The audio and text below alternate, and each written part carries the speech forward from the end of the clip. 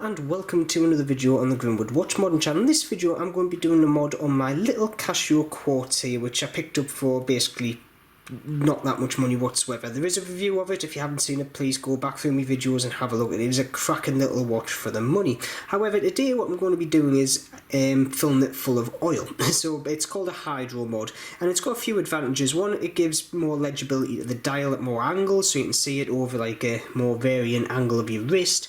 It also helps the water resistance, and I will get onto the science of that later on in the video. However, what I'm going to do is I'm just going to crack on, do the mod in front of you here, and I'll put a little kind of commentary over the top as well, just showing you what I'm doing as I'm doing it. So without further ado, let's crack on and get this mod done. So first things first, I had to remove the case back, and on this watch it's held in with 4 screws at each corner. Easy enough to do, so I haven't bored you doing a video just unscrewing some screws. Once these were all out, I just stuck the edge of the tweezers underneath the case back and flipped it off. Yet again, easy as pie. Once this was done, I removed the stem and the crown and also the movement and the movement holder to reveal an empty case. And this is where it started getting messy. So I put the case into a Pentry dish and filled the actual case up to the brim with 10 weight oil. It's a very light oil, but I think the lighter the better because the bubbles come out easier. Once the case was full up, I then slowly put the movement holder back in the case at a very slight angle. And the reason I did this was just to encourage any bubbles to basically leak to the surface, so try not to trap any air beneath the dial or the movement.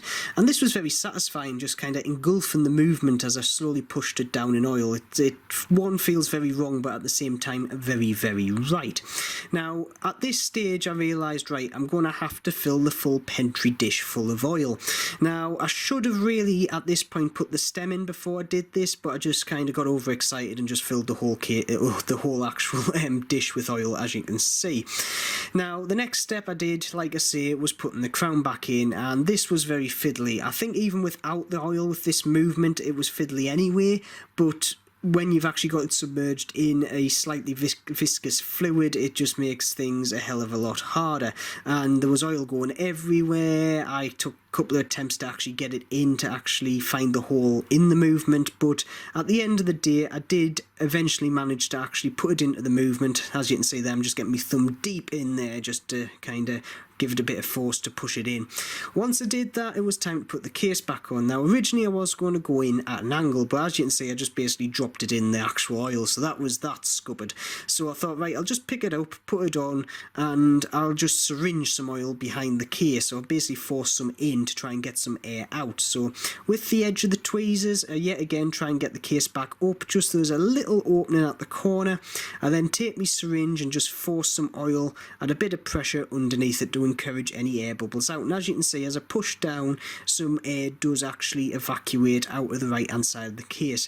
I do it a second time and yet again more air does come out, and then I do it one last and final time just to make sure I'd got all the air out. And the last time I did this, as you can see, no air actually escaped, so I was happy enough that I'd got all the air out the case. Then it was time to put the actual screws back in. I did this in the oil just to make sure that no more air would get in the case once I got it all out. And then it was the moment of truth, removing the watch from the oily kind of dish. And this is very nice because it's like a baby being born in its amniotic fluid. It's just, there's something primeval about something being covered in oil. I don't know what it is, but the initial look of the watch when I got it out was amazing, as you can see.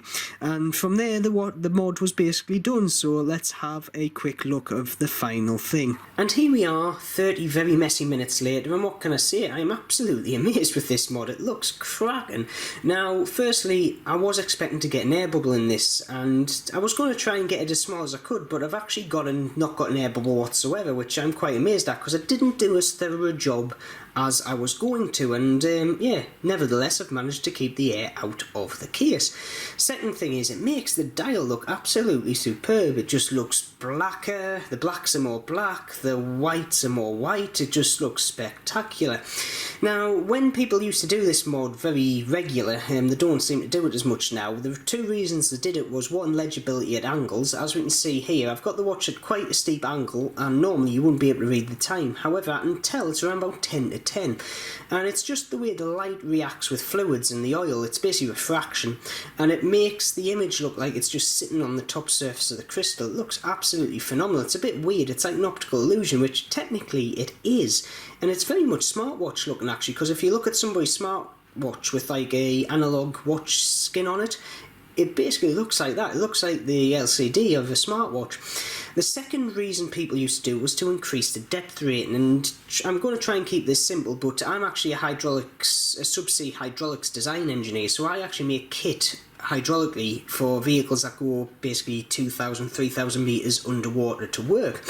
And one of the ways we actually get around kind of having to make everything super strong to withstand 200, 300 bar is we do something called compensating, where we basically fill any air gaps that we can with oil, which is well, any fluid is not compressible. Well, it's slightly compressible, but to all intents and purposes, it's not.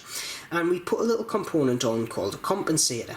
And what this compensator does is, as the vehicle goes down in depth, the outside water pressure increases, which then actually implies a pressure on the compensator, which then implies a pressure onto the oil, which then fills all of these components up. And this basically means the inside pressure of the components, or the actual oil spaces, are the same as the pressure on the outside of the case, which means the differential between outside and inside might only be a couple of bar, which means I only have to design my case to actually withstand that pressure. And this is basically what this watch is doing. Now, if I turn the case back over here, we've got a thin bit of metal on the case here, and this is the diaphragm of my compensator. So as I go down in depth, the water puts a pressure on the back of the case. That pressure obviously reacts to a force, so there's a force being put onto the oil inside the case, which then basically makes it into pressure. And basically, if it's 100 bar on the outside of the watch, it's going to be 100 bar inside the watch, which means I don't need a hefty case because the pressure differential is basically the same. So that means the pressure rating has increased. Whereas if I had air in there, if I had 100 bar on the outside, it would be atmospheric on the inside, and the chances are the watch would just go, and that's basically fact.